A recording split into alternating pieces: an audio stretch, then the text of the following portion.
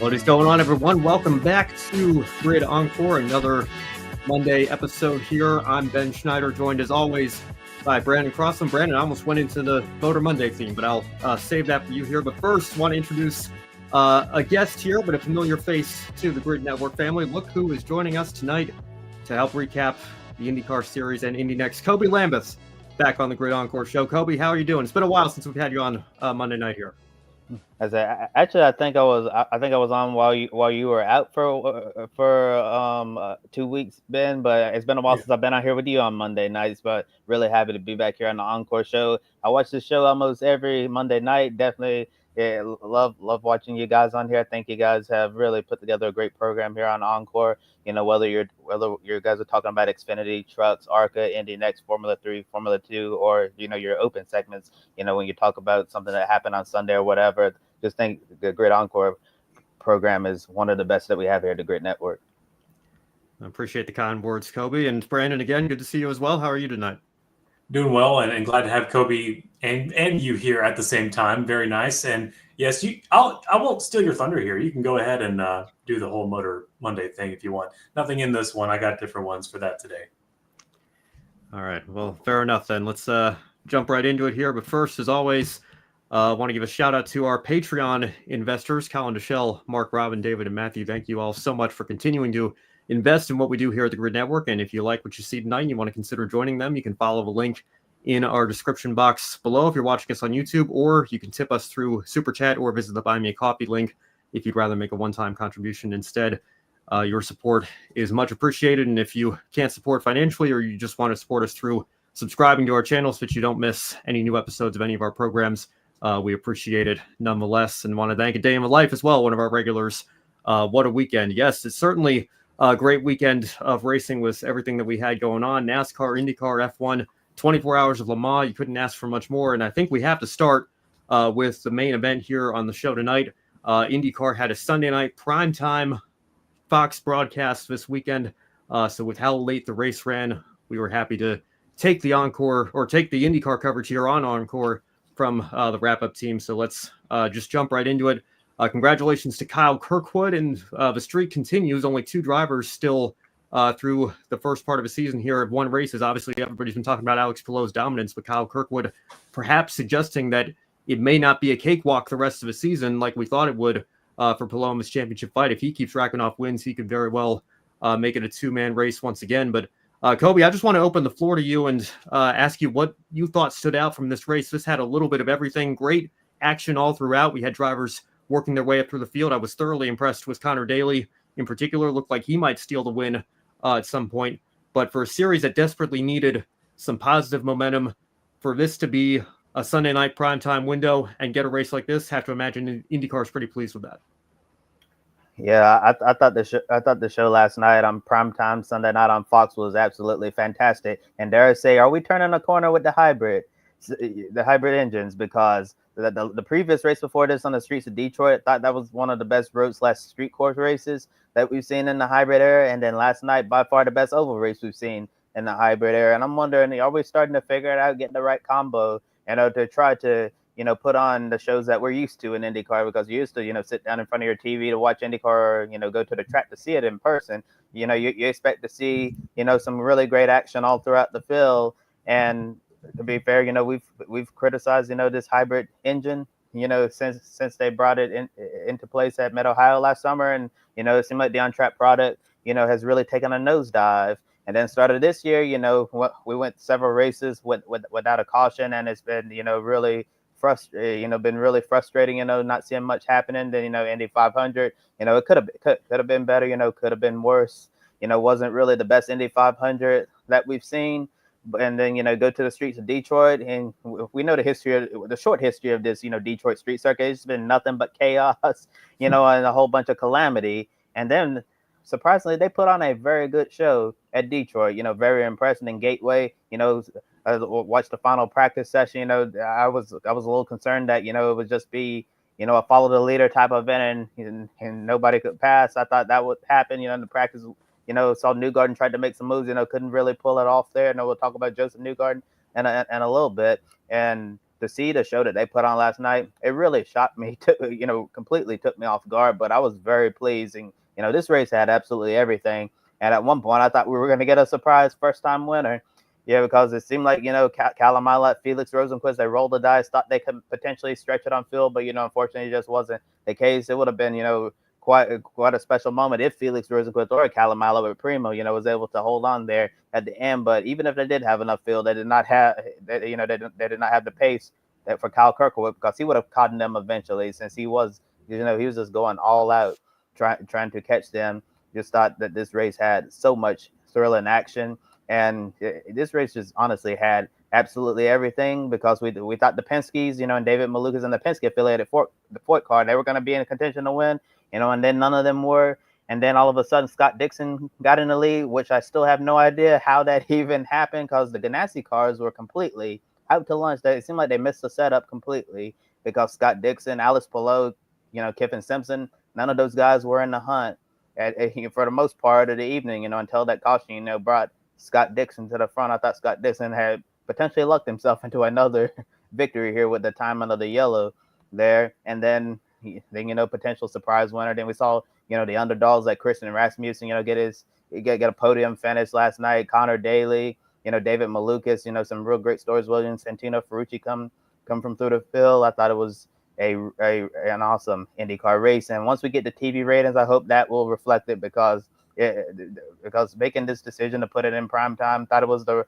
right thing to do. And IndyCar delivered last night. I just hope the ratings show the same thing.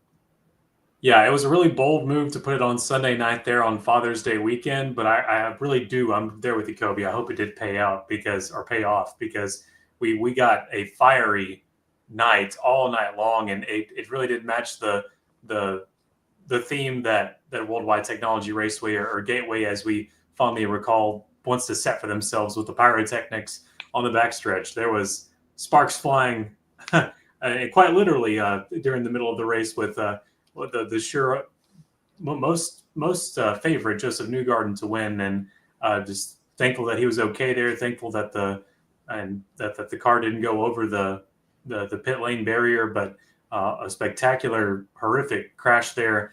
And the AMR safety team was there within moments, and that was not surprising anymore, because their standard is just so high, and they do such a great job at that. And also, the first time since 1980 that two drivers have won the first 8 races of the season, and that coming in 2025 is just mind-blowing. It's been so long since we've had this kind of dominance from two different drivers alone in the NTT INDYCAR Series, or in the in the splits and all the history of American open wheel racing. It's just been so long since we've seen this kind of dominance. But also, I was just really happy with all the side-by-side action we got for Gateway, and just showing how gutsy these drivers are. They don't care about the danger. They really don't. They don't mind getting side by side and getting within inches of each other's side pod. They want to win at an oval. And Kirkwood getting his first oval win, this really meant a lot for him, because he was kind of seen as the street course guy, and he didn't want to have that on his shoulder anymore. He wanted to go out and win an oval, and he wants to go win at a road course as well, at a permanent facility. But this was a great event. I wish the crowd would have showed it a little bit more. I don't know if they had the turn 1 and 2 grandstands available for purchase, because they wanted to fill out the front stretch first. But yeah, I hope more will come next year, and do what Doug Bowles has said, and support those that supported the Indianapolis 500. Make the trip to St. Louis and go support that facility as well, within okay driving distance compared to some venues on the calendar. And I just hope that more will maybe show up in the stands next year, and also that the ratings will show that it's a good place to be for the NTT INDYCAR Series, and also show the series that, hey, this is what people like. They want some more ovals on your calendar. Yes, and the one thing is, Brandon, if the fans say we want more oval racing in IndyCar, you need to show up and support it, because if you're not going to show up, You know, you're not Mhm. gonna see these oval races. And I remember in the past, you know, in IndyCar race at Texas Motor Speedway, and now and also the track in California that no longer exists, Auto Club Speedway. You know, the racing at Auto Club, especially the 2015 MAF TV 500. I know we all talk about that race, one of the most thrilling and dangerous IndyCar races that we've probably ever seen in the history of this sport. But while the racing, you know, was absolutely insane and phenomenal that day, you look at the crowd, be like, you have to wonder, like, what are we doing this for? Like, why are we risking our lives, you know, to race in front of, you know, this many fans, you know, because you need to have more people packing the grandstands, you know, even when they were racing at Texas Motor Speedway, you know, the crowds there weren't, you know, as good as you would like to see. So if you want more ovals, you really need to get the fans to come out and support those events. Yeah, I think the trouble is there's a lot of people that really like open wheel oval racing, but they like it from their couch. They don't want to pay the ticket price. Either that or they don't live near those venues that they have available to them. But I mean, by the market, by you know, like the market data of people who watch IndyCar, they should be close with St. Louis and the Indianapolis area. That shouldn't be that bad of a drive. Yeah, well, I think that that last Auto Club race in 2015, I still remember the rant that Robin Miller went on saying it's 90 degrees. They're lucky it wasn't 100 degrees today. And Saturday afternoon, in the dead of summer, putting that race on at that time, I think certainly kept the grandstands from being a little more full than they might have been.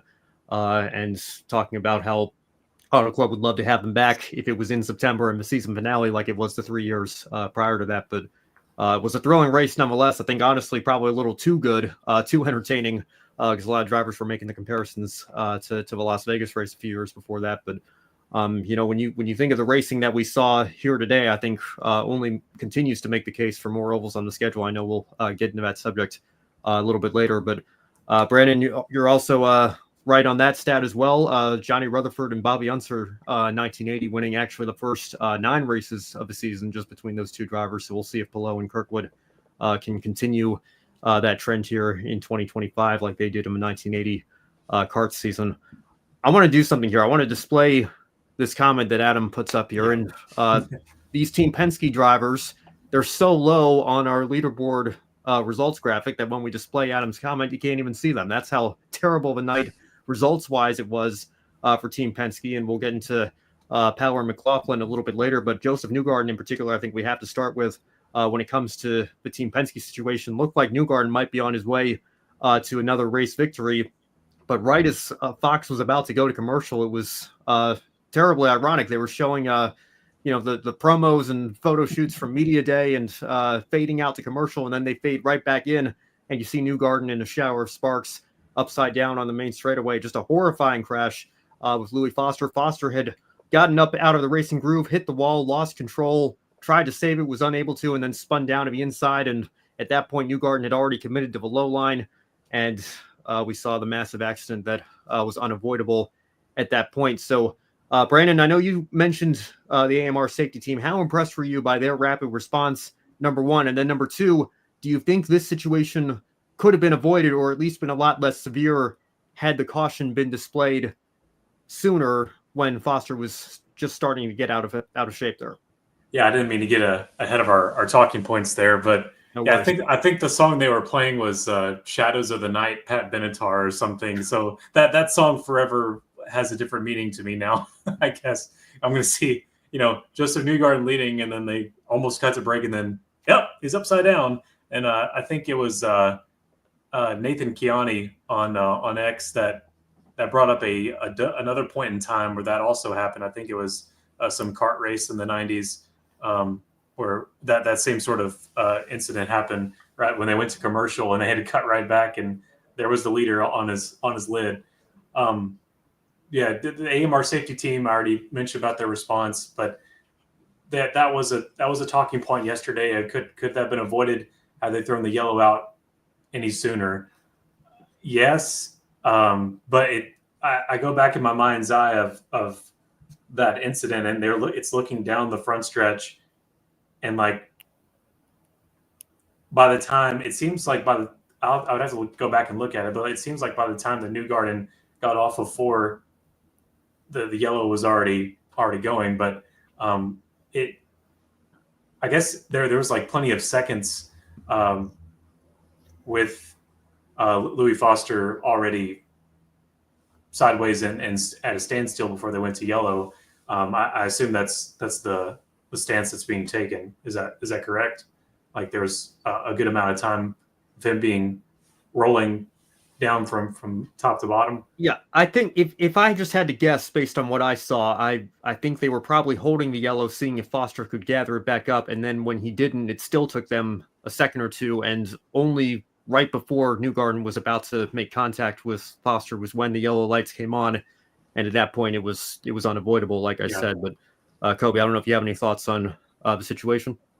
Yeah, I just know it was the following caution after this. They were like really quick on the button. I think it was, didn't Malukas brush the wall and like gather it up, and then they threw the caution. So I thought that was their way of trying to make up for what happened the first time around. Yeah, I really didn't think that second incident warranted a caution since Malukas gathered it up. But I'm thankful that they realized based on the action, it makes me believe that they realized that they were wrong to not get the caution out soon enough. And if they had gotten the caution out, just a few seconds sooner, maybe Newgarden avoids an accident like that. And, definitely got to, tip your hat to the AMR safety team for being there really quickly. Someone on social media, forgot who it was, they actually showed the time from when Newgarden's car stopped and how soon they arrived. And on the clock, they were there in 3 seconds. Like as soon as Newgarden's car stopped sliding, down the track, came to a rest, they were there in 3 seconds. Had someone already talking to Newgarden, while his car was upside down. So just shows why they're one of the best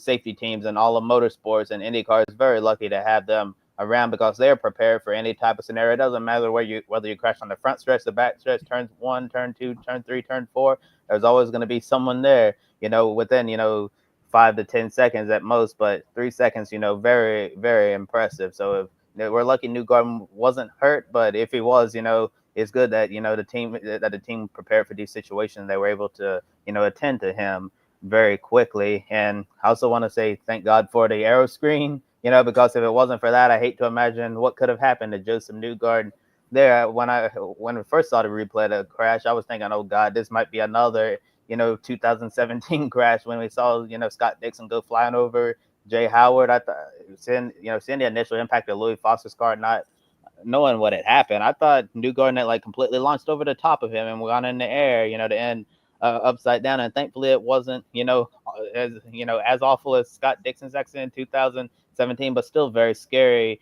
for Newgarden, especially when you're going, upside down, head first into the wall. But thankfully the aero screen seemed to, make the situation a lot better than it could have been for Josef Newgarden. And as we all remember, several years ago, I believe at the time he was driving for Ed Carpenter Racing at Texas Motor Speedway, he and Connor Daly had a awful crash at Texas Motor Speedway, and Newgarden ended up getting injured in that crash. It was before we had the aero screen, and he went helmet first into the wall, and I think he might have broken his collarbone in that crash if I remember correctly. So I'm sure that brought back some awful memories from Josef Newgarden, but happy he walked away from that, and hopefully he'll be able to put this one behind him like he did the other one at Texas.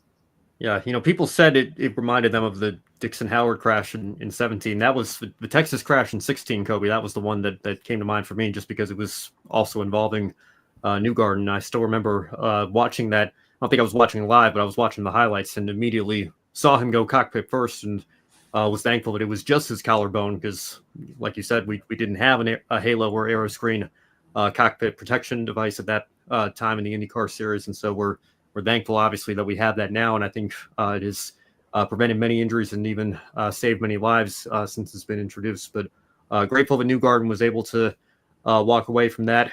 And again, I think we had this comment here from A Day in the Life, 6 seconds for yellow to come out. I think it was somebody said it was only 3.5 seconds from the time Newgarden came to rest, but the AMR safety team was on the scene there. So an incredible response from them. And certainly the best in the business across all of motorsports, I think, but especially the IndyCar Series field is very lucky to have them.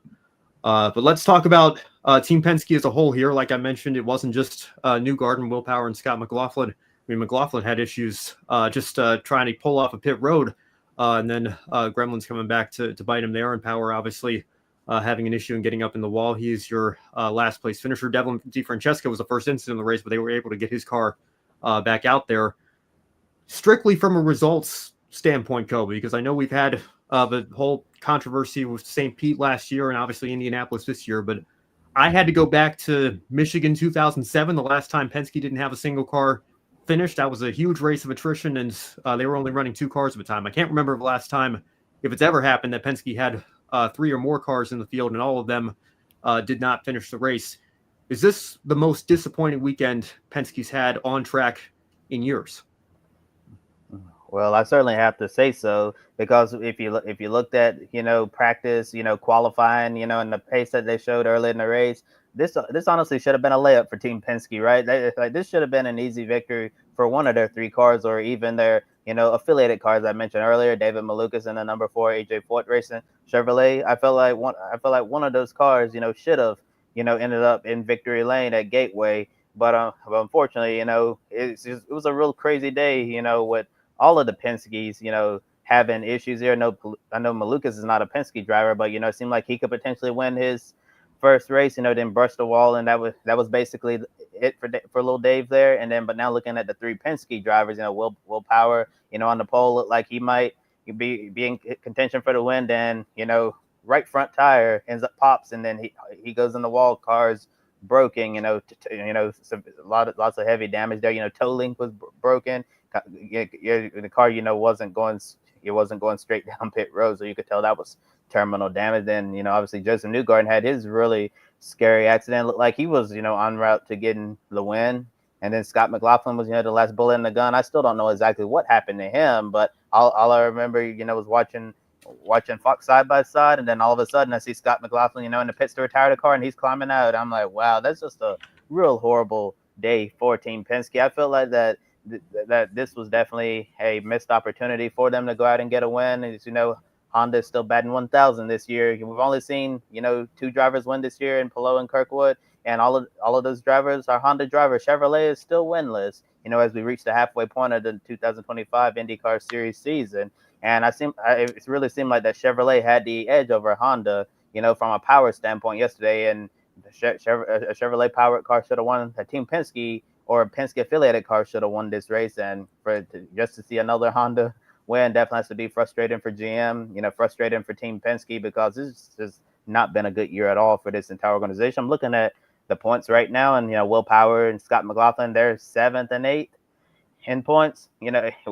But if you look at 16th place in the points, guess who's down there? It's Josef Newgarden. It's almost unprecedented to see a driver of Josef Newgarden's caliber 16th in points. I know last year, he had quite a down year. He had towards the end of the season, things were not going well for him at all, and started this season hasn't been great for Newgarden as well, because I think we all like to consider him to be one of the best American open wheel drivers that we've ever seen, and definitely one of the top 5 drivers in the IndyCar series right now. And this has been really crazy for the last handful of months to see Josef in what seems like to be quite a slump, because seeing him 16th in the standings, I honestly didn't think I would see that from him. Well, I think we have to think, Kobe, that every hero has his conflict that comes somewhere in the story that he has to overcome. And I think that's what makes some of these drivers so great at the end of their careers, when they have these slumps, these big obstacles they have to overcome, where they, are maybe after a couple of years, they have to be considered washed up, or someone like Will Power that's been facing those silly,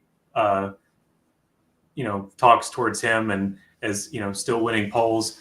But yeah, really the Team Penske, they reminded me a lot last night of the International Justice League of Super Acquaintances. If you remember that from SpongeBob, they all went out there and tried to win for the chief, and each one of them, one by one, was put out of the count. So that's my best comparison for you of what happened. It was like one by one, Will Power out, Newgarden horrific crash and out, and then Scott McLaughlin with his mechanical failure just was not meant to be. And it's just really bizarre for Team Penske to have that sort of night, because I don't want to say it was the best. It was up to the best of the rest with fuel strategy, but really, if one of the Penske cars was still in it, you better believe that one of them was going to be fighting for the top one of the spots on the podium.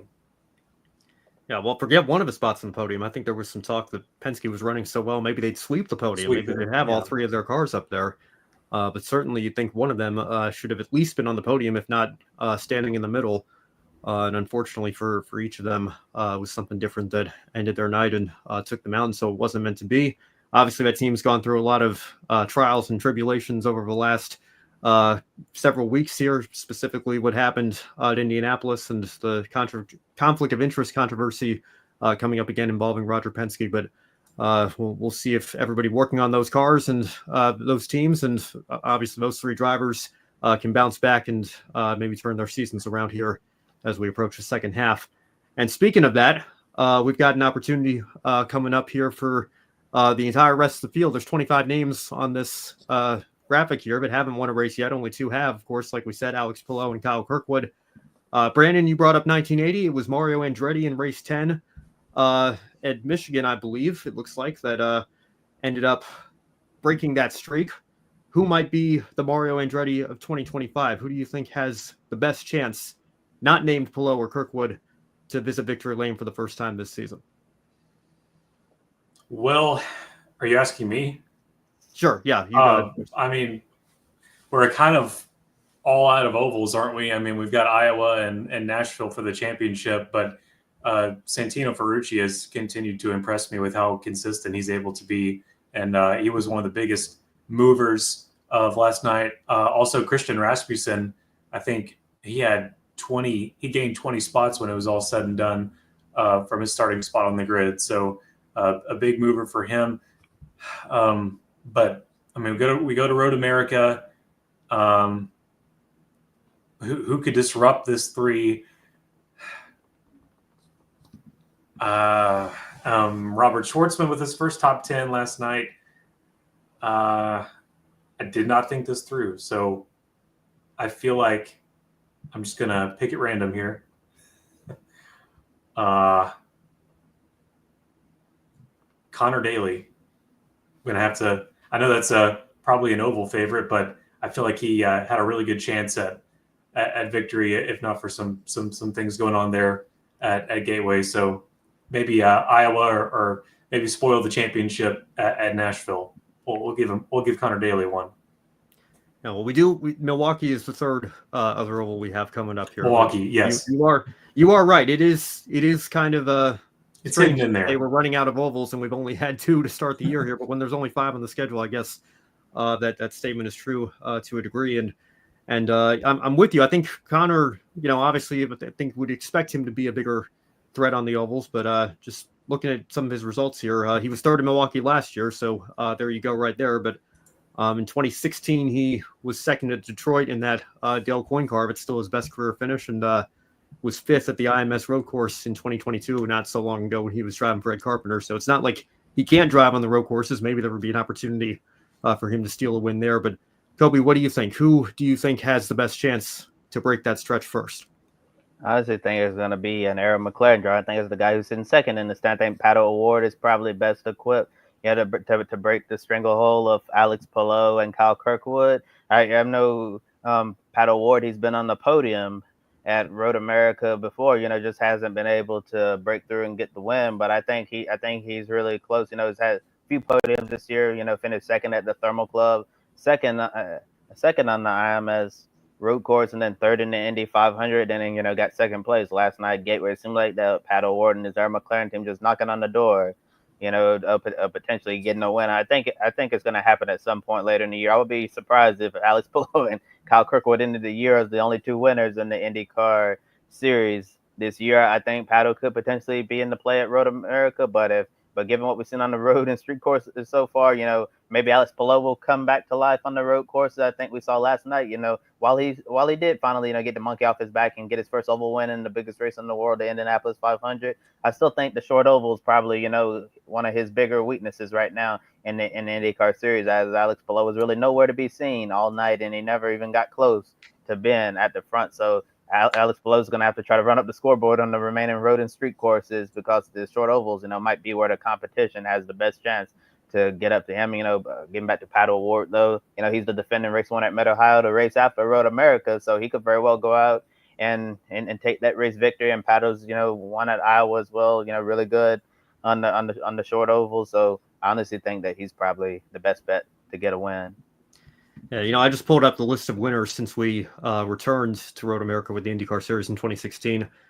All but one race, Alexander Rossi won with Andretti in 2019. All the rest of the races have been won by Penske or Ganassi. So, when you look at McLaren, obviously, I think they're, we used to talk all the time about the big three. I think maybe McLaren is at least drawn even with Andretti, maybe even overtaken them. Now there's, I guess, 1A is Penske and Ganassi, 1B is maybe McLaren and Andretti.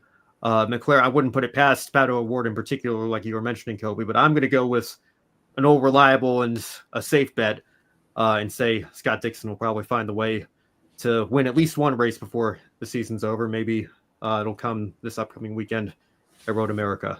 We'll just have to wait and see. But in the meantime, if nobody has anything else to add, I suppose we can move on. The Indy NXT Series was also at Gateway this weekend, and we'll pull up those results here for you. And Kobe, I know you told me you watched the entire race here. You were thoroughly impressed with the action that we were seeing in this one as well. Even texted our group chat saying, hey, there's a great battle going on in next race on FS1 right now. Lockie Hughes ended up taking the win. Dennis Alger, of course, has had a very strong season, still up there in the top 5. But what was your take on the overall on-track product that we saw in the Indy NXT level? And is that proof that they need more ovals just as badly as the top level does in the IndyCar Series? Well, Ben, it was a really good race until Lockie Hughes took the lead, because he basically did what SVG did at Mexico City and ended up, pulling away, and no one could catch him. It was a very impressive win for Lockie Hughes. I believe he said that was, like many of the drivers in the series, this was his first time, on an oval, and he certainly didn't look like a driver who's inexperienced on the oval tracks. Did a really good job. He worked his way methodically through the field, made calculated passes, and once he got out front in clean air, he just set sail for the victory. I honestly thought, Kyle Collette was going to end up taking the win since he led most of the race, and Dennis Hauger was there. Dennis Hauger, coming from the Road to F1 ladder system, never been on an oval before. Dennis Hauger, been like the standard of the series this year, winning most of the races. But as he gets up to speed, learning on the ovals, this might be, a chance for the rest of the Indy NXT field to catch up to Dennis Hauger in the championship standings. But I thought the Indy NXT Series put on a really good race yesterday at Gateway. Seeing the leaders navigate their way through lap traffic, and then seeing the drivers try to set up for the passes in the corners. Thought a lot of learning went down last night, and as we get onto the more short ovals later on in the season, think what we saw last night is really gonna benefit them. I thought the on-track product was really good, and I think this series could definitely need more ovals. Obviously, I think we've said that time and time again. I know I've given up on trying to bring back the Freedom 100. I want to see that. I want to see that come back, but unfortunately, just don't think we're going back there, as much as I really hate to say. But if we're never gonna bring back that race, hopefully we can continue to add more ovals to this series, because the lack of ovals, I feel like it can stunt the growth of these young drivers once they get on the oval in the NTT INDYCAR Series. Like, can you imagine, if you're only on a short oval and then the next, and all of a sudden you got to go 230 miles per hour in the turn one at IMS? Like, that's just very, very, demanding, and that's a tall order, to expect someone who only is, been on a short oval, and expect them to get on a big super speedway like Indy, and expect it to go well. So I definitely think, that having Gateway on the schedule, and a few more, really going to help these Indy NXT drivers get up to speed and understand this style of racing. But I certainly think we need to add a few more, and instead of maybe doing, like a one-day show in Gateway, maybe, make it a double header, so we can do 2 short ovals. But I understand, the series wants to control costs and all of that. When you run ovals, you have a higher chance, of getting involved in accidents, and you crash out of race 1, but potentially, you may not be able to participate in race 2. That would be an unfortunate circumstance. Yeah, unfortunately, our next chances at Indy NXT ovals are Iowa on July 12th, and then you have to wait for the last 2 of the year with in August with Milwaukee, and then here in Nashville. A part of me wishes that we could get Indy NXT to. It's impossible, but a part of me wishes we could get Indy NXT to team up with a NASCAR weekend at Michigan or something, like bring them somewhere else that the IndyCar main circus isn't going to. But I know that's near impossible, so we won't go there. But it's I haven't seen too much. Unfortunately, I haven't seen too much Indy NXT racing from the oval side whenever they're able to go there the few times a year. But I certainly like to see some parity in the finishing order, and to see someone other than Dennis take the win in Indy NXT is always a welcome sign. So, but I will never give up on the Freedom 100. I disagree on that entirely. I think all good things eventually come back. So I'm not giving up hope. It may not even be in our lifetime, but I think it's coming back. Well, yeah, the Brickyard 400 came back. I think never say never. Yeah, North Woodsboro came back. It did. So I'll keep my mouth shut about Nazareth. I think that's just a pipe dream at this point, but that might actually be gone forever. Yeah, unfortunately. I almost wish at this point that Martin Guitars would build their warehouse or something. I feel like if they're at least going to use the land for something, that's one thing, but it just breaks my heart every year. It just becomes more dilapidated than it already is. But Brandon, to your point as well, it's actually the same thing that Pillow and Kirkwood are doing in the main series, because Lockheed Hughes won the first IMS road course race, and that's his second win. We're 6 races in. However, he's got the other 4. So we also in Indy NXT only have 2 winners as well. So we'll see how long Hauger and Hughes can keep that stretch going. But Kobe, to the point that you were mentioning, I don't know if it's any coincidence that the last 2 drivers to get bumped from the Indy 500 are Jacob Abel and Nolan Siegel. You have to wonder maybe if the lack of having that preparation in the Indy NXT or Indy Lights level maybe contributed to them maybe not just having that extra half of a mile an hour or whatever it takes to bump their way into the last row shootout, or into the last row, rather. Obviously, they were in the last row shootout or last chance qualifying, whatever you want to call it. But I do think there is more that we could be doing to prepare our young drivers in this series for that next level. And of course, I'm with you, Brandon. I think what better answer than to bring back a 100-mile race to give them a taste of what it's like to compete on the IMS Oval. I know everybody loved the Weenie 500 this year, but I think if I could choose what I would want to see on the Oval on Carburation Day, it would certainly be an Indy NXT race, and I think that would be much more practical use of our time for these young drivers than what we saw this year, as amusing as it was. But we can leave that discussion there, because I think, unfortunately, Kobe's probably right too. It's not that you want to ever say never, but we haven't gotten any indications that it's high on their priority list. And goodness knows this series has a lot of priorities. They've got a new car that they just announced is going to be delayed again. They're going to have to try to make sure they can hold on to Honda as an engine supplier. So got to get those things settled first, I think. And then maybe if the series is in a better place a few years from now, we can consider bringing that back. But let's talk about Hailie Deegan real quick. I know there were a lot of eyes on her this weekend, her first oval in her first Indy NXT season. And we'll have more on this on the Women in Motorsports show, obviously, later this week. But I think she impressed a lot of people in qualifying, ended up getting a top 10 starting spot, but then fell back down to P16 throughout the race, and unfortunately 2 laps behind the leaders. So, Brandon, first of all, what was your reaction to the start of the weekend that she had in qualifying? But then are you also surprised that she fell back to where she's been running this season, down there at the bottom of the leaderboard?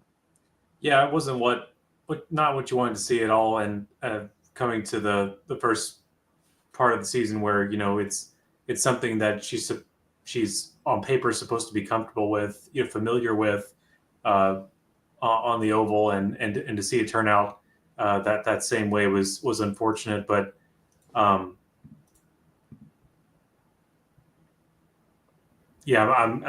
guess I'm not too surprised, because that kind of racing gets really separated really quickly, and it takes some very expert moves at the start of the race to keep in tow with everyone on the field. Well, looking at Hailie Deegan's situation, I honestly thought that she could potentially, surprise some people on the ovals, given the fact that she's probably one of the most experienced oval drivers in the field compared to compared to all the other drivers. Like a Dennis Hauger, this was his very first oval race ever. Just like some others in the field, never even thought about racing on an oval until they decided to get on the road to Indy. Haley Deegan, last several years been getting experience with stock cars and ovals, and I know a stock car and an open wheel car and an oval are two completely different things, but I'm sure some of the same concepts can potentially follow over. And when I saw her lay down the 10th place time in qualifying, I thought that was really impressive. I'm thinking maybe that this will be a race where she actually shows that she can go out there and compete with some of the other drivers in the NXT next series. And remember, remember her time in NASCAR, she got a top 10 at Gateway in the truck, and so right. I thought that she would show some really good speed here in the race, but it was a disaster. Right from the start, they threw the green flag, and all of a sudden, she got freight trained by all the cars behind her, and she was at the back of the field, and she was basically she was basically out there, just riding around, and not really competing, just logging laps. As she got lapped twice, I believe, by the leaders, and it was just a massive struggle all race long. Definitely had some higher hopes for her on the short oval compared to the road and street course we've seen, and trying to learn open wheel racing, it hasn't really gone well so far for Haley Deegan. This concept is brand new to her. Yeah, it was just an unfortunate situation to see how badly she struggled in this race, because I thought she was going to do a lot more. And if Haley, continues to struggle, later on in the season, whether it's at a road course, a street course, a short oval, wonder, is HMD Motorsports going to give her a second year? Because usually, the second year is when it clicks for certain drivers, because we've seen time and time again in this series, a driver may struggle in the rookie year. Then the second year they come around and be like, wow, he or she is, in championship contention right now. I'm not sure if Deegan will. Yeah, I'm not sure if that's her ceiling in the Indy NXT Series, being a championship contender or anything like that. I'm not sure what her ceiling is right now in that series, but if she's able to come back a second year, I would like to see if she can improve or anything like that. Or since things have gone so poorly for her this year, I wonder to decide to just pull the plug and not bring her back next year. I'm not really sure where her career will go after this. And I know when she exited NASCAR last year, when she lost her Xfinity ride, I said that I think Haley Deegan should probably go down the route of sports car racing, because to her credit, I thought she ran extremely well in the Multimatic Motorsports Ford Mustang GT4 whenever she got to run those races. I think that would be a really good, smart career option for her. Just make a career in road racing, and get get you a good co-driver, and go out there, you can, compete for wins and championships. In sports car racing, we've seen a lot of great drivers over the years have great careers in sports car racing. So if she hasn't considered that path yet, I think that would be a great path for her to go down if the open wheel racing doesn't work out for her either. Yeah, I think it's unfortunate, but again, we talked about this on WIM last week, just that it is going to take some time. And to your point, Kobe, if this is something that she's serious about, I think it would be a shame if she doesn't get a second year. I think you saw it with Jamie Chadwick last year in her second season, and obviously Chadwick had an open wheel and road racing background before she came to Indy NXT, but even she struggled quite a bit in 2023, but then started picking it up in 2024. Wasn't really a championship contender, but still ran much better than she did the previous year, and even got a win at Road America. So again, I don't know if that's necessarily Deegan's season, at least not in 2026, but like I said, if she's committed to the open wheel path, then I would hope that it works out for HMD to give her a second season, and I would hope that she could make some noticeable progress if she is afforded that opportunity. But like we've said, I think this is a very steep learning curve for her. I think we have to be reasonable with our expectations this year, and I was, like you, Brandon, impressed that she got up into the top 10 in qualifying. Was hoping that maybe she'd be able to hang with the back of the pack during the race, but unfortunately, to Kobe's point, just fell back pretty much as soon as the race started, and was just kind of riding around from there. But we'll see if she can continue making those strides here throughout the rest of the season, and perhaps into next year, again, if she is afforded that second season. Want to catch up on the chat here. I'm not sure what's going on with StreamYard, if I just missed it or if the alert didn't pop up, but I missed some comments that came in here during our IndyCar segment, so we'll catch up on that. Good to see Nicholas here in the chat. That race was amazing, and I'm glad Shane, I think it's supposed to be Van Gisbergen, won, but they still have to talk about the playoffs because he was 30-something in points before he won Mexico. We will get into that, Nicholas, much more later on here in the show. I can promise you that. Day in the Life asking, do you think Penske will go winless? I think it's a little early to say that, but I think they certainly have a lot of questions that need to be answered here, obviously, given what happened to them in Indianapolis and then a tough weekend like this. Gateway, I think his answer to a question I posed was Colton Herta, certainly not a bad pick there as well. And Nicholas says, I'd say the Mario of IndyCar would be Scott Dixon. I certainly agree. I think Dixon is right up there with Foyt and Andretti. Top 5 for sure, maybe even top 3 IndyCar driver of all time. So again, like I said, he's my pick to be the first outside of the 2 dominant drivers we've seen to win this year. We'll see if he can get the job done this weekend at Road America. Yeah, I'd say a lot of teams will go winless this year, but I don't think Penske will be one of them. Just a feeling. All right, we'll leave it there. Kobe, thank you so much for joining us tonight. Great to have you on the Encore show again. Do you have a shining moment or any final thoughts that you want to leave us with before you leave the show tonight? Well, I give my shining moment for an IndyCar race, and I'm going to give it to a driver, been critical of for the past year for his overly aggressive driving on the ovals. Got to give a call to Christian Rasmussen for getting the podium last night at Gateway. Thought it was, real impressive drive by him. And like I said on our private chat, what's with Ed Carpenter racing cars catching on fire in the pit lane? We had the scary fire at Indianapolis with Alexander Rossi, and last night on pit road, we saw Christian Rasmussen, the back end of his car caught on fire as well. But, fortunately for him, it wasn't terminal at all. And I even made the joke that I think that fire made him faster because he was absolutely ripping it through the field and making some really aggressive moves going through the field. And I've always said, I think Christian Rasmussen is an extremely talented driver, but I feel like he needs to rein in his aggression quite a bit. But it seems like, that aggression, minus a few times, it's mostly worked out in his favor because he may get alongside you or whatever. You'll be like, surely he's not going to try to pass me here. And then he will. And if you rain on a driver too much, they might, lose their edge, and what makes them great. And I think, this overly aggressive style that Christian Rasmussen have on these ovals tracks is definitely working out in his favor, and he was rewarded last night by passing, I believe, most cars in the field. Real impressive drive by him, and looking forward to seeing what's next for him. I know Ed Carpenter Racing was very happy to see him get this result. All right, great shining moment there, Kobe. Again, thank you. We really appreciate it, and we will see you on Wednesday night. I know we're still getting news coming out of Le Mans, so anything that breaks, I'm sure you'll have it for us here in about 48 hours time. So thanks again for stopping by, and we'll talk to you soon. Thank you, guys. Happy to be here on Encore. Hope to return again in the future.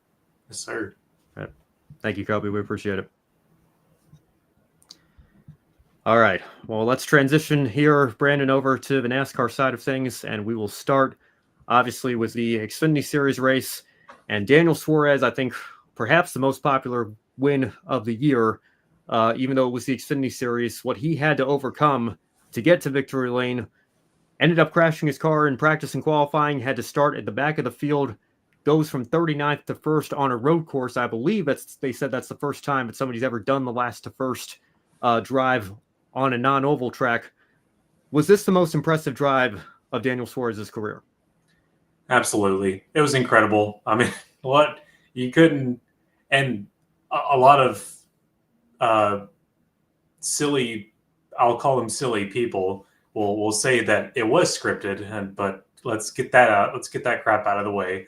No, this is the most impressive race of Daniel Suarez's career. The 2016 Xfinity Series champion, getting to finally race in his home country, although, lived most of his childhood in San Antonio, but Monterrey, Mexico, born Daniel Suarez, going 39th to first at Mexico City in a backup car that was just, composite body with some stickers attached to it. You could make this paint scheme in the base iRacing paint painter. Like, it doesn't take much. He just has the Quaker State, the 9, and Exalta on the back quarter panel. But man, what a drive there! And also was some were saying like the first to not qualify for the race and then win it in history. Well, it is a provisional, but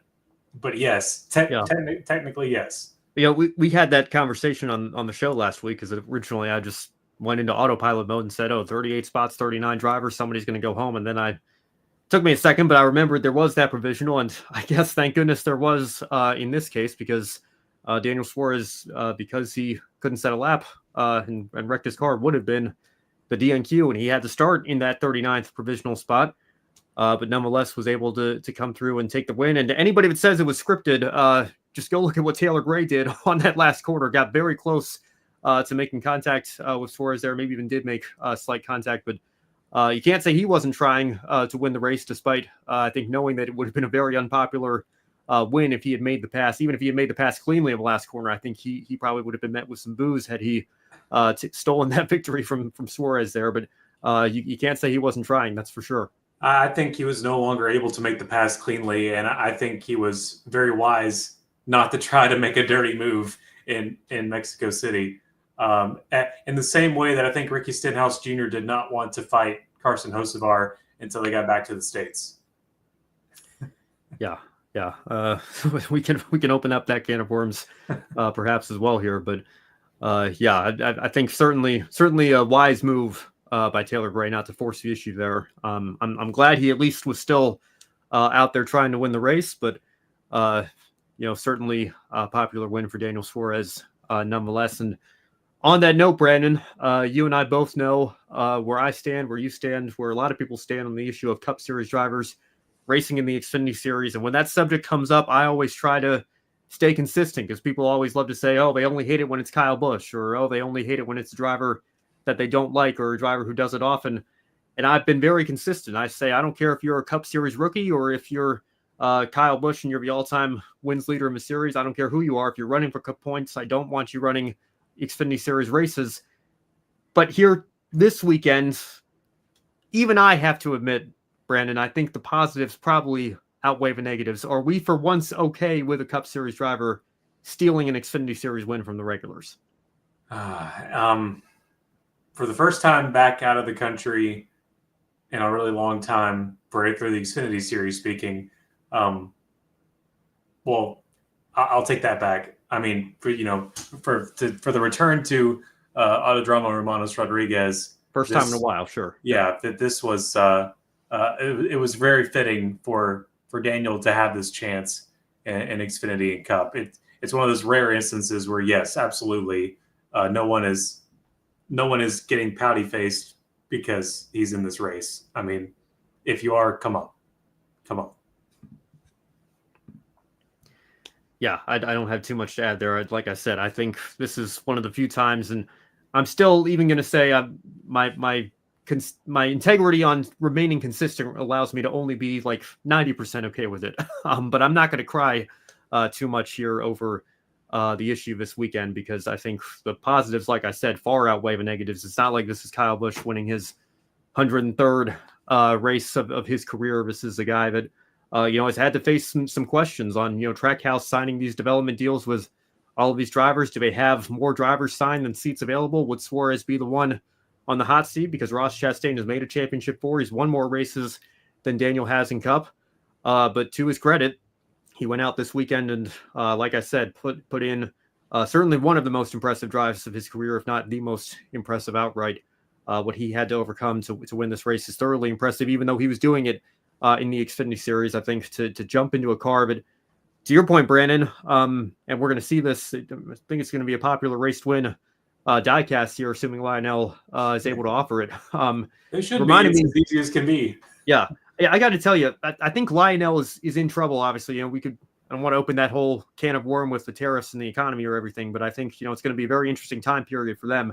I just saw the Hendrick throwback 4-pack, which includes the most popular driver in Chase Elliott and 2 others probably in the top 5, and Kyle Larson and William Byron, and even Alex Bowman's scheme as well was fantastic. That throwback set DNQ'd in the 164 scale, that 4-pack that they were offering. And so if you're starting to see Hendrick cars not make the minimum order quantity, I think it's perhaps a cause for concern there.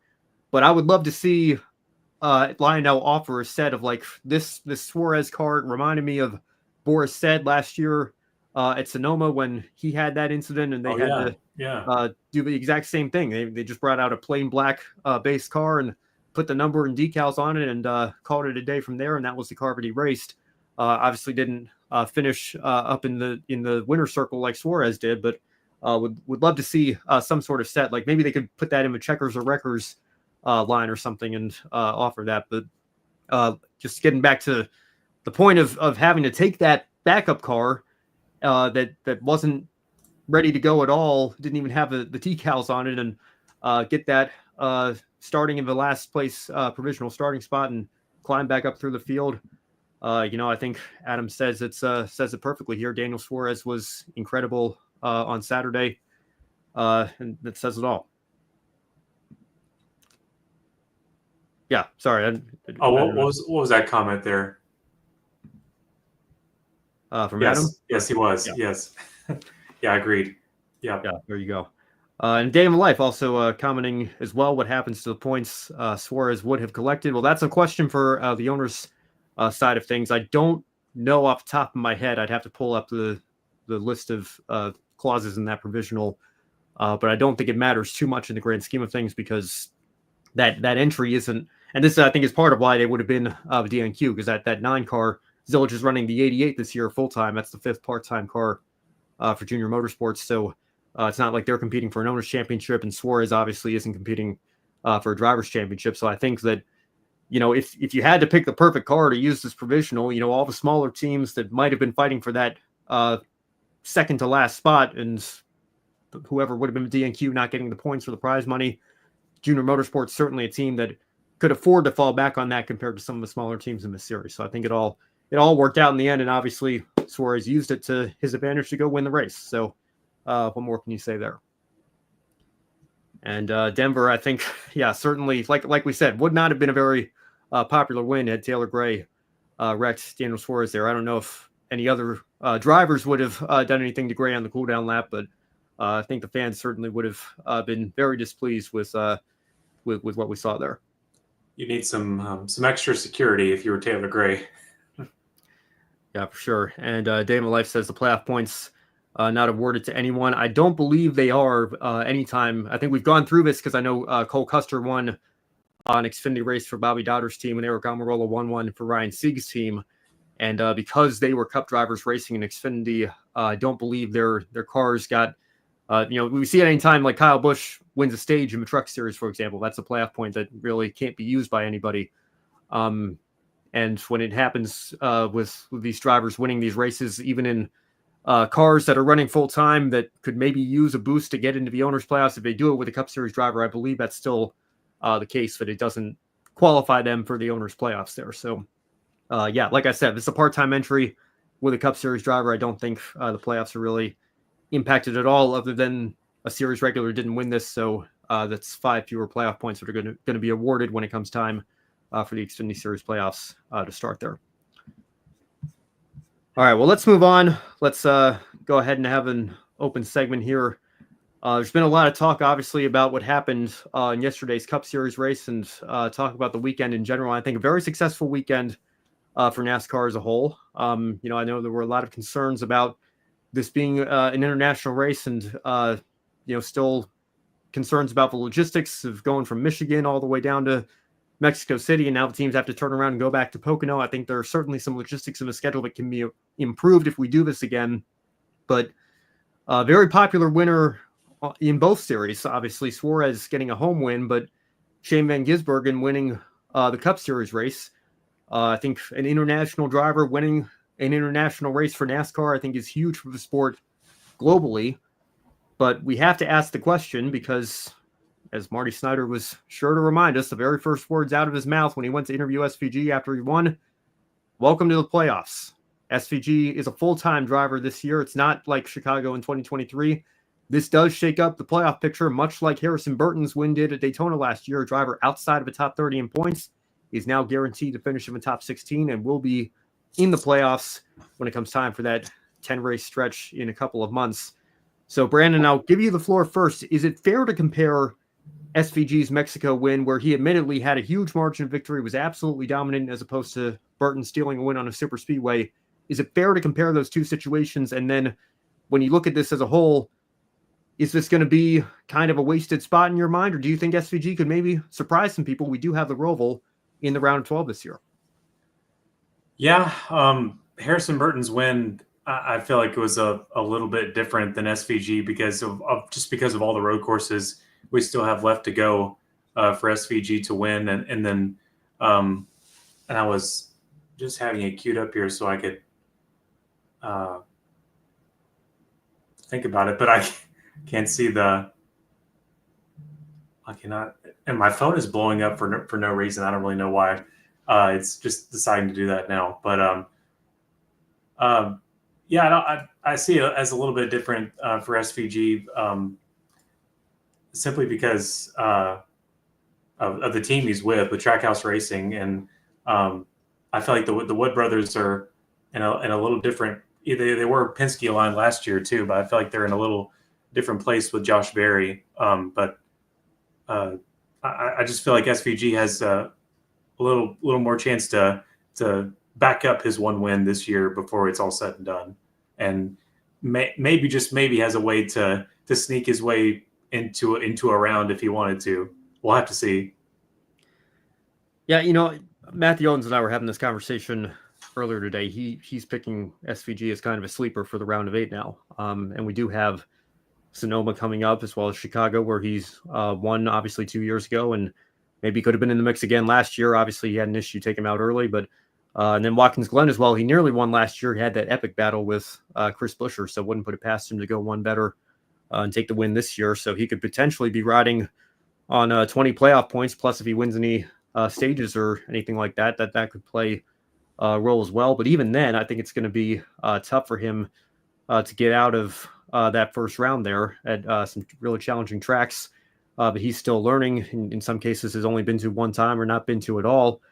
But if he can get there, obviously, golden opportunity for him if the Roval, allows it for him in the round of 12. I think absolutely he could perform very well there. And if he wins that race, then he'd be on to the round of 8. But, I've been going back and forth with a lot of people on this. And I know even NBC's Lee Diffie was talking about this. And obviously there's that connection with Australia and New Zealand there for those two. Lee's been following SVG's career for many, many years in supercars and everything. But, I sound like a broken record on this show because I feel like I say it once a month whenever something controversial comes up. But I think it's possible to hold two beliefs at the same time. And once again, in fact, I do. SVG's drive was absolutely phenomenal. Nobody can take anything away from that. I think they said it's the largest margin of victory. NASCAR man pulled this up. Largest margin of victory at 16 seconds and change since Kurt Busch won a fuel mileage race at Texas in 2009 and won by like 25 seconds or something ridiculous like that I don't know if we'll ever see again in this era of stage racing and overtime finishes and all that. But, there was no question. I was just praying that the race would go green and we wouldn't have like a silly overtime restart there because it was clear who deserved to win this race. And SVG thoroughly deserving winner. And I will say thoroughly deserves to be in the playoffs. He doesn't choose the rules of this series here. Those are what the rules are. The top 30 rule no longer exists. And this win puts him, I believe, 30th now in points to be fair. Obviously, everybody's saying he was 33rd coming into this race. The win and the stage points that he also picked up certainly play no small role in helping him leapfrog a few spots up the standings here. But you can believe all of those things and still also look at the win in your own system and say to yourself, man, this is a situation where SVG is obviously still learning many of these tracks for the first time. I think if you ask most people to be honest, and it's not an indictment on what his ceiling might be in this series or how long he wants to stay in Cup or, how much he can continue to improve on the ovals. To suggest that he could win the championship this year, I think is wildly unrealistic. Now, like we said, he could surprise some people, survive the first round, win the Roval race, and then get into the round of 8 and go a lot further than people expect him to. But I think that is, unless we get some sort of crazy situation in the round of 8, probably his ceiling for this year.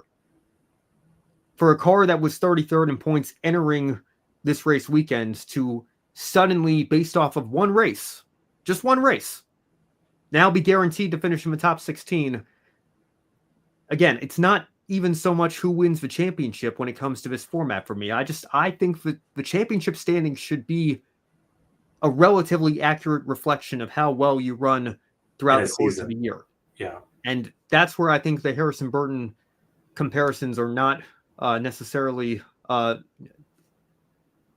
apples and oranges comparison to make here. I think that obviously how they won their races is kind of apples and oranges, but where they are in the standings, where they've been running on average this season, it's the same sort of situation. One was 33rd, one was 34th. and now they're both going to be guaranteed at minimum 16th place finishes in the standings. And I understand, and to his credit, SVG, said this in his post-race press conference, and I know Justin Marks and Trackhouse have said similar things. This is why he's here. Yep. Because what he proved to everybody in Chicago, that he can go out and win these races, and how many millions of dollars in charter bonuses does that give them for the full season? Obviously, being 16th in points or maybe even higher. Maybe he surprises people, like I said. Wouldn't put it past him. I get all that, and I understand that. But, again, it just comes back to, and I know people are tired of hearing this too, don't hate the player, hate the game. But again, in this case, don't hate the driver, hate the system that allows them to go out and do this. I say the same thing when it comes to Cup drivers in Xfinity. I've never said I have a personal issue with Kyle Busch doing this. He's a racer. He loves to race. And, at one time was owning a truck team even and doing it in his own equipment. More power to him. I just don't I don't love that the rule allows him to do it, but that's not an issue with him or anything. So for people to turn around and say, oh, why do you hate SVG? Why do you hate what this moment is? I don't. And I think, I feel kind of like a hypocrite here in some ways because, I think a lot like Harrison last year, it is a fantastic story. And I want to be talking about, and we are talking about this to be fair, but I want that to really be the primary focus here is how big of a win this is in terms of popularity for a driver who's coming here from a different series, different part of the world to experience the high of winning a Cup Series race once again. And again, what this means for NASCAR on a global scale to be doing this in an international event as an international driver. I think all of those things are wonderful, just as Harrison Burton's 100th win for the Wood Brothers was last year. But again, that's a direct quote from Marty Snyder, right? The very first words out of his mouth. Welcome to the playoffs. I don't see that as the main without Marty saying that, and he's doing his job. Bless him, he's doing his job. He's doing a wonderful job. It's nothing against Marty either. No, it's the way he's told. It's the agenda that's laid in place, and that is what happens when you win. You're all but guaranteed into the playoff field, but that's not the main. Still in 2025, that's not the main story on my mind when I see Shane van Gisbergen win in Mexico City. I see the Kiwi coming over and winning at yet another track where there was rain in the area, and it's the first time we've ever been there. And the other story was there's leaks out of both sides. Which was one of the best quotes of the last 5 years from any racing driver ever. But that's as far as we'll take that. But I think that just the story was put in the wrong place whenever you say welcome to the playoffs, because realistically he does not have realistically does not have a great shot of moving anywhere significant. So why would I want to celebrate that? Why would I want to put my praise into that when it's more of a feat that he won it in such dominating fashion and just the first Cup race in Mexico, that's the story. Yeah, and to your point, Brandon, that may be the primary thing on your mind. It's certainly the primary thing on my mind. But I do wonder sometimes, is it superseded by the playoff implications on the broadcast mind or on the sports mind? We just, everything is viewed. We went through this with Ross Chastain last year when he won a playoff race despite not making the field of 16. When everything is so heavily viewed through this lens, and then you have people saying, well, you don't like that he's in the playoffs, he must not like the drive. It's just like everything is so primarily viewed through the lens of how this affects the playoffs or how this affects the cut line, or does this maybe move Ryan? I don't know. It's just as a race fan, I really don't care about that right now until we get to that point of the year. I agree, but I feel like it's almost a year-round sort of discussion. Certainly when NBC would take over, and now when Prime and TNT are taking over here, I think once you get close enough, kind of at the halfway point in the regular season, it starts to creep on everybody's mind. And I wish I could be where you are, Brandon. I wish I could watch these races just in a vacuum on an individual level and not worry about how this affects the playoff grid or anything. But again, when it's inevitable, you're going to remember it when it comes up in the broadcast here. And, I think that's why, as much as I would prefer not to talk about it, we have to have that part of the conversation here. And again, people asked me last year, like, why can't you just be happy for Harrison? Again, I am. I want to make that incredibly unequivocally clear here. That I can feel like I can hold both of these opinions at the same time. I don't think it's a contradiction to say, you love seeing this win, but you don't love what it does to the playoff system. Because if you don't like the system, then I think you're probably not going to like the fact that a driver so low in points, has taken a playoff spot away from somebody who's on the bubble there. And I got this comment as well. I think this is just more indication of how much of an emphasis we have on winning nowadays. Somebody said, maybe there should be, the playoffs should only be winners. That if you don't win a race, you shouldn't be in the playoffs anyway. And if we have 13 winners, then the playoffs should be a field of 13 or something. I'd rather see a driver who wins a race make it into the playoffs than a driver who's middle of the pack, been running more consistently, but hasn't visited victory lane. Because if you can't visit victory lane, what business do you have fighting for a championship? And I would just point them back to 2022 and we had this discussion in our grid chat earlier today as well. Ryan Blaney and Martin Truex Jr. went into the last weekend, I think, 2nd and 4th or 2nd and 5th in the points, and Austin Dillon winning that race meant Truex and Truex, got caught up in a wreck, and I think it fallen to 6th when it was all said and done. But still, if you're in a situation where the 6th place car can't fight for a championship, but the 26th place car can, because the 26th place car was able to score a victory and pull that out of their hat, while the 6th place car was racking up top 5s and top 10s, but just couldn't break through to get the win. I get what you're saying about in this era where winning means everything. Maybe, that makes sense, but that it works both ways too, because that locks Truex out to finish no higher than 17th in points. And I don't think that's an accurate reflection of his season, whether he visits victory lane at least one time or not. And even if he does in the final 10 races, he's still locked outside the top 16. So yeah. Again, I don't want to beat a dead horse too much here, but I did want to come on here and make sure we give SVG his flowers and everything. It's got nothing to do with him. We obviously are in awe of his talent and how quickly he's adapted to stock cars on the road and street courses. And I wouldn't put it past him to go out and win one, maybe even two more of these races before we start the playoffs and start that process here, because we've got so many of them. But that brings up I think we got a comment here from Denver, perhaps. Let's see if we can find it. There we go.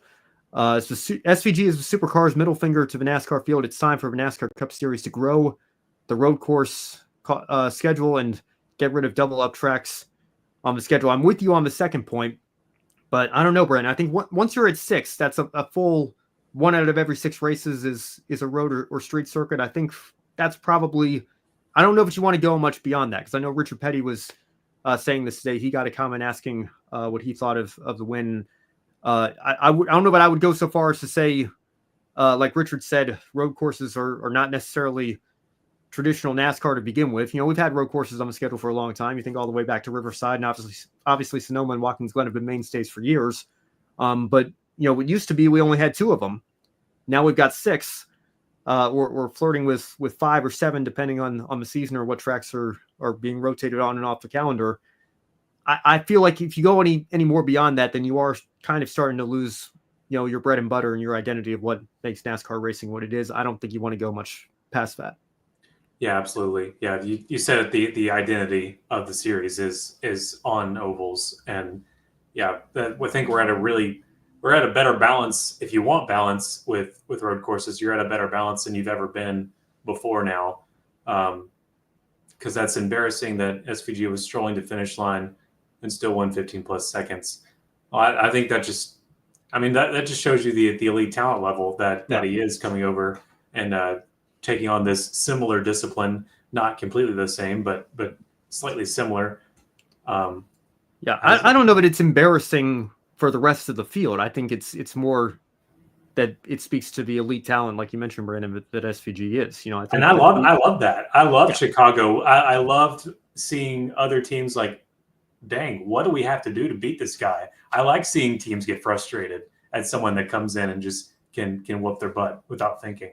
Yeah, and we've always like I mentioned earlier this week. You know, Jeff Gordon, I think is still with 9 wins the all-time leader in Cup, and Tony Stewart was a great road course racer. Obviously, he had, I say he had a little bit of an open wheel background, and when he was racing in IndyCar, it was, you know, the split was still going on, and that series was all ovals, and but you know, he was a great road course racer nonetheless there. And you saw it, you know, with other great champions too. Jimmy Johnson, again, 82 of his 83 wins were on ovals. He only had 1 road course win in his career. So, you know, we've always seen certain guys, certain regulars in the series be able to adapt to it better than others.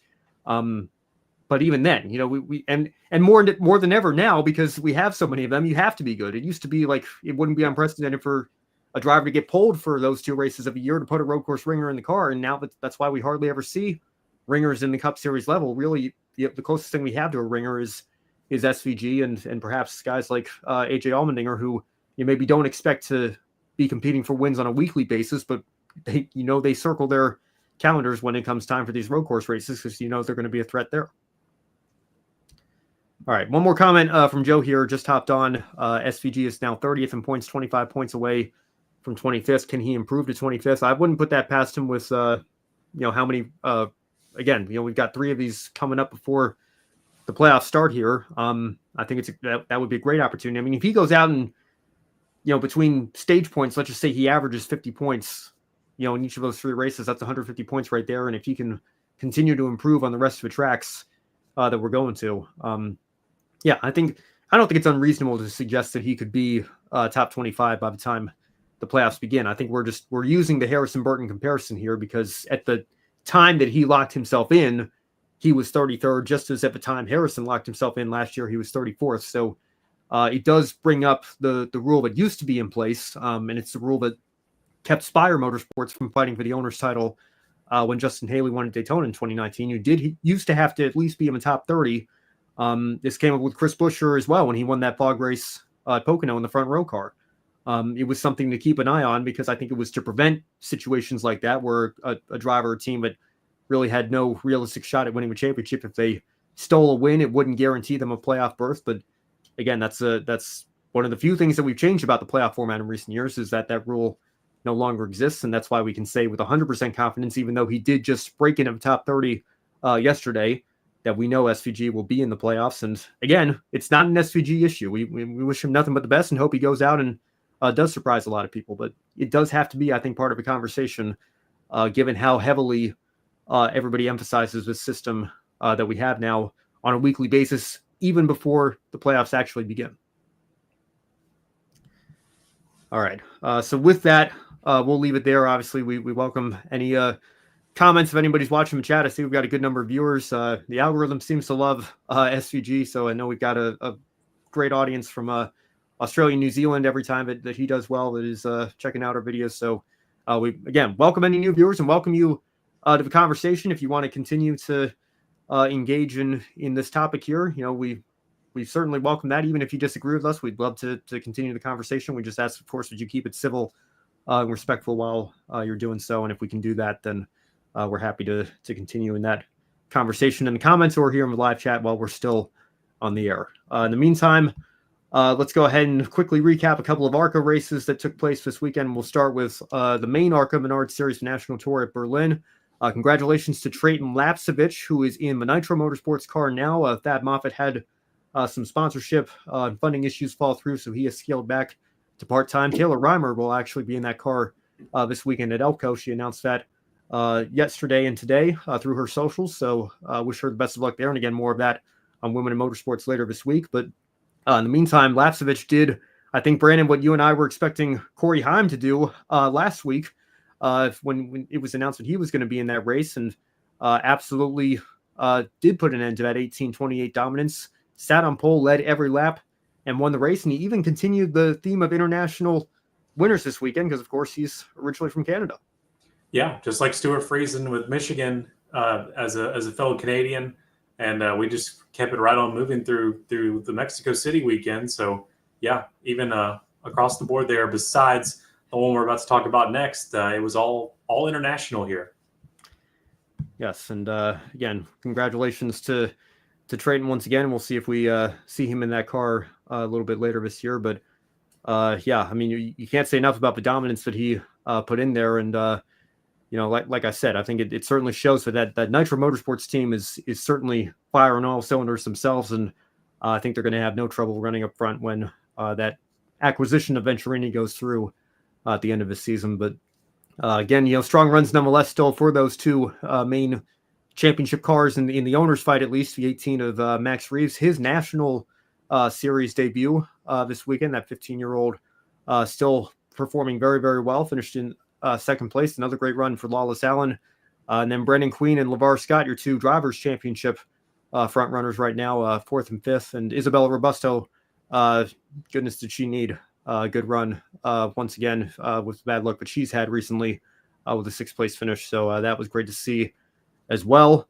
And I'll have an article up on Jeff Smith, another one of those situations they're helping out the fast track team with Brad's second car out there. Brad was the last car running at the finish, picking up another top 15. So that team continues to plug along and do a lot with a little over there as well. So that's your recap of the ARCA series.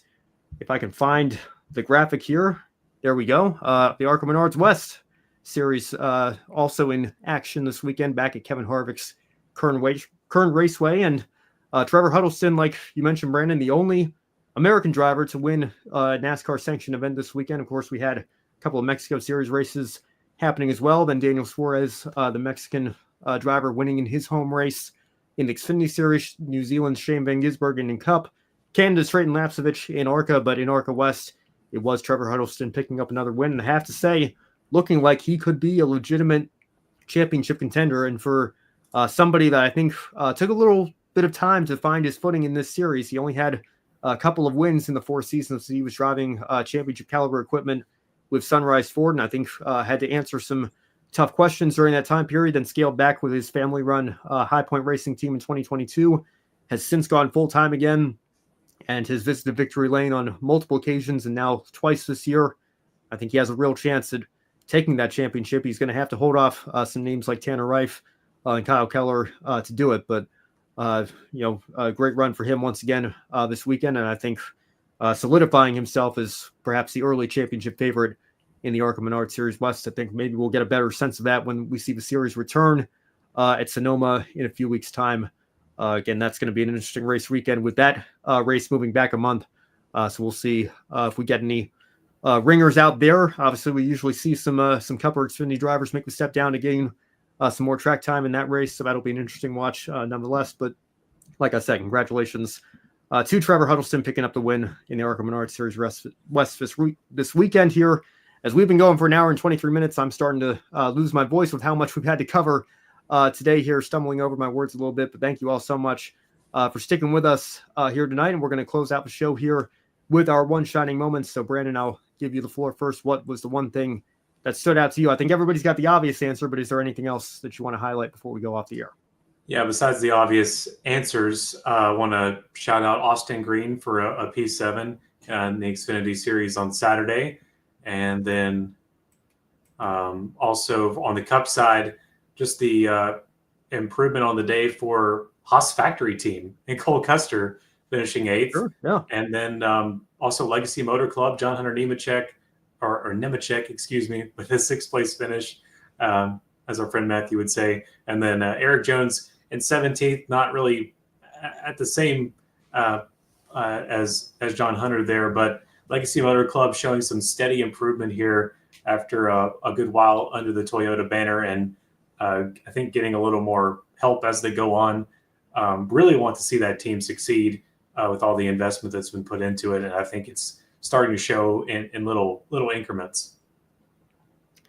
Yeah, those are all great picks. I'm going to have a couple here myself. I want to go back to the IndyCar results here, and Connor Daly certainly made his presence known. Like I said during the IndyCar segment, thought for a second that he was potentially going to steal the win with that Juncos Hollinger Racing team. But if he keeps running like this, and he showed it in Milwaukee, of course, last year, like we mentioned as well, would not put visit to victory lane past him this year in that series. So well done to him. And I also want to give a shout out to Carl Edwards, who I think had some words of wisdom on the Prime broadcast this week, just talking about, obviously there's a lot going on right now in the political world and relations between the U.S. and Mexico. And again, don't want to get too much into that on this show right here, right now. But I think Carl's message was a good one in the sense that, sports can continue to be something that unites us and brings us together. And just the way that NASCAR was able to do that this weekend with these fans in Mexico, bringing the traveling circus, as you call it, so often, Brandon, to Mexico City, and for their fans also to welcome us with open arms. I think it went both ways. And of course, you're still going to see the haters and doubters in the Facebook comments and the Twitter replies saying that, we shouldn't be racing internationally, or we shouldn't go here, or it's too dangerous. But I think that we proved them wrong this weekend.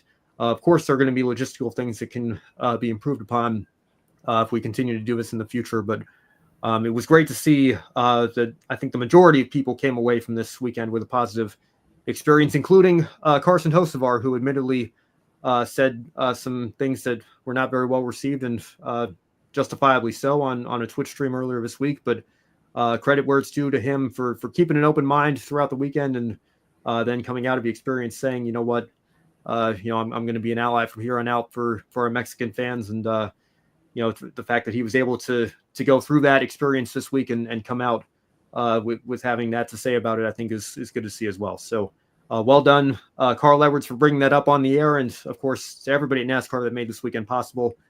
And of course, Daniel Suarez, what a moment for him, obviously, getting that Xfinity Series win. So I think overall, successful weekend, and I hope that the series comes back in 2026. We'll see if they can make that happen. Yeah, really hope so.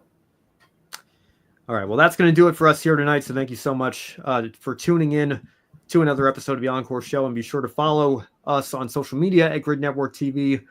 We're on X/Twitter, Threads, Blue Sky, whatever microblogging platform you have these days. We are on all three of them. You can also follow us on Facebook, Instagram, TikTok, Twitch, LinkedIn. Most importantly, subscribe to us right here on the YouTube channel, and visit our website at gridnetworktv.com. I know Kobe's been putting a lot of work into that over the last couple of months, and it was great again to have him on the air with us tonight. So go check that out as well.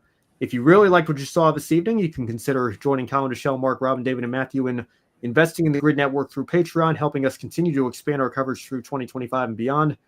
You can also become a member of the Grid Network YouTube channel, or if you'd rather make a one-time contribution instead, you can tip us through Super Chat or Super Thanks, or visit the Buy Me a Coffee link in the description box below. Any amount will help us continue to grow our motorsports media outlet.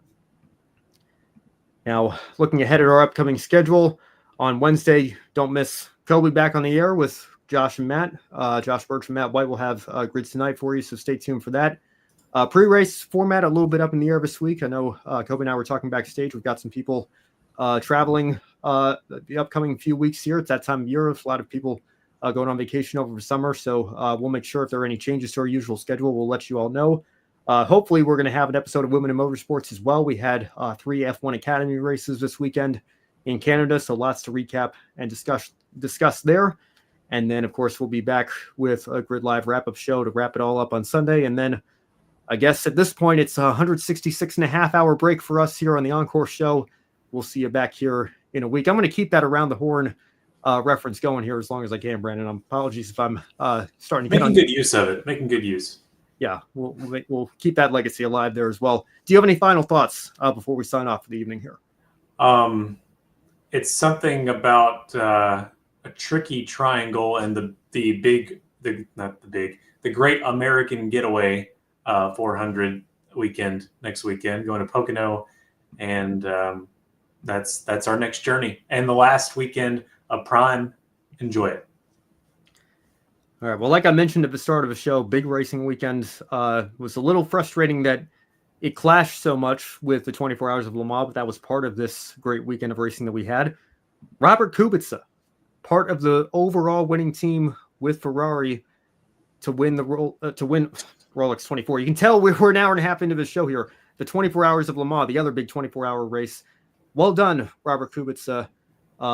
Now with Nico Hülkenberg, second driver in recent history to be on the F1 grid and also win overall here Actually, I think I can't say that because Antonio Giovinazzi, now that I think about it, did that as well, if I recall correctly. But regardless, I know Kubica has been through quite a bit through the years, and his F1 comeback was very heartwarming in 2019 with Williams. It was unfortunate, but that was one of the worst cars that Williams ever built, and he unfortunately couldn't do more with what he had there. But I know he's been through quite a lot, and to see him put in some epic stints during this 24-hour race played no small role. Obviously, endurance racing takes an army of an entire team, but want to make sure I give him a shout out as well. Admittedly, as somebody that doesn't follow sports car racing as much, I do still love this time of year. Love seeing everybody come out to Le Mans, and to see Robert have that moment was great to see as well. So well done to him and the entire Ferrari team.